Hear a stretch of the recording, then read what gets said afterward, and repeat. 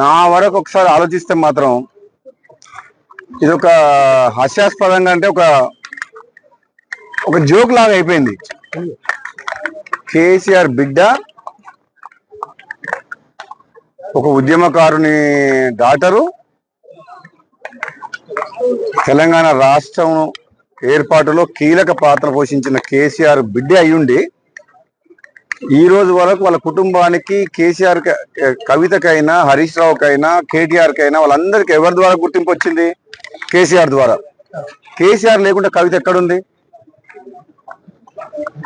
అది ఒక కుటుంబంలో ఆధిపత్య పోరు కాస్త బయటకు వచ్చి పార్టీ పెట్టింది. నిజంగా ఇది ఒక పెద్ద జోక్ కవిత పార్టీ అంటే. కవిత డెఫినెట్ గా మొట్టమొదటి సమావేశాలనే ఒక ఆడ కూతురు ఆడపిల్లకు తండ్రి అంటే ఎంత ప్రేమ ఉండాలి. ముఖ్యంగా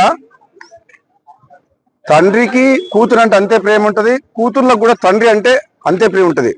ఆయన ఒక ఉద్యమకారుడు. కేసీఆర్ తెలంగాణ రాష్ట్ర ఏర్పాటులో కృషి చేసిన వ్యక్తి. అటువంటి వ్యక్తిని స్వయాన కూతురే ఆ విధంగా మాట్లాడడం అనేది డెఫినెట్ గా ఆమె మొట్టమొదటి సమావేశంలోనే తప్పు చేసింది. దాంతో తెలంగాణ ప్రజలందరూ కూడా ఆలోచించుకుంటారు ఏమని. ఇక తండ్రిని గౌరవించుకోలేని మనిషి ప్రజలకు తల్లి ఎట్లయితుంది? ఇదైతే నేను తీవ్రంగా బాధతో చెప్తున్నా. చాలా తప్పు మాట్లాడింది కవిత.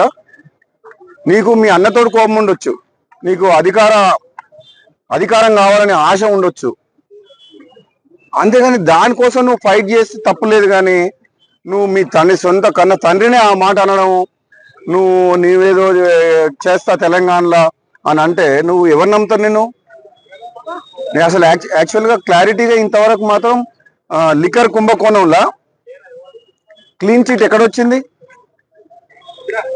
మద్యం కుంభకోణం విషయంలో కోర్టు ఇంకా పెండింగ్లే ఉన్నది. దానికి మంచి ఆధారాలు కూడా ఉన్నాయి. ఇప్పటికిప్పుడే మొత్తం తెలంగాణ ఉద్ధరిస్తున్నాయి. తెలంగాణ సంగతి తర్వాత కానీ మీరు చాలా మంది నువ్వు చూసుకునేటోళ్ళు. కానీ ఫస్ట్ నువ్వు ఆ కేసులకి ఎట్లా బయటపడుతావు అది చూసుకో ఫస్ట్. అది ఇంకా కేసు క్లోజ్ కాలేదు.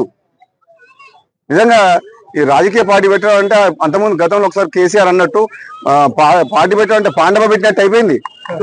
దగ్గర పైసలు ఉన్నాయని చెప్పి కొంతమందిని తీసుకుపోయి ఒక ఫంక్షన్ హాల్ తీసుకొని నీకు సోషల్ మీడియాలో చేసుకొని పార్టీ డిక్లేర్ చేసి పడేసింది. అది కూడా పోయిపోయి తెలంగాణ రాష్ట్ర సేన టీఆర్ఎస్ అంట.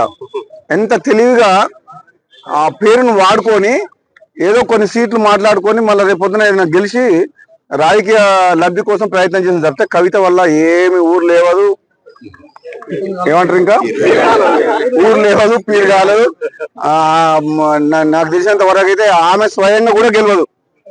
ఆమె పార్టీ సంగతి వదిలిపెట్టు, సొంతంగా ఆమె పోటీ చేసిన నియోజకవర్గంలో కూడా డిపాజిట్ కూడా రాదు కవితకు.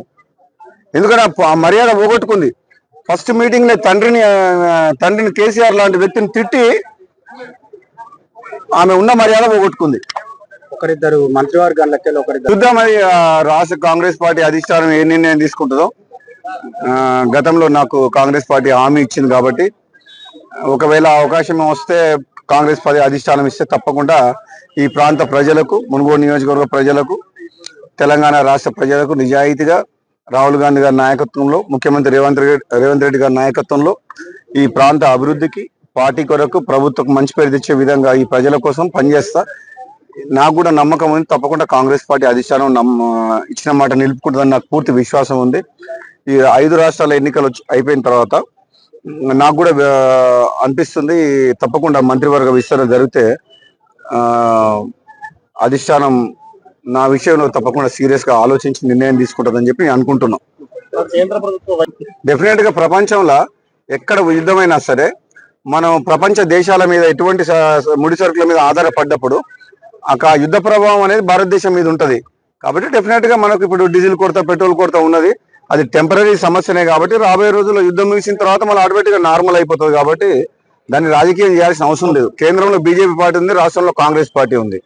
కాబట్టి ఒక ప్రత్యేకమైన పరిస్థితి, యుద్ధ వాతావరణం వచ్చినప్పుడు మనం అర్థం చేసుకొని ప్రజలందరూ కూడా సహకరించాలి తప్పితే దాన్ని కూడా రాజకీయం చేయడం కరెక్ట్ కాదు అని చెప్పి నేను అంటున్నాను. Thank you.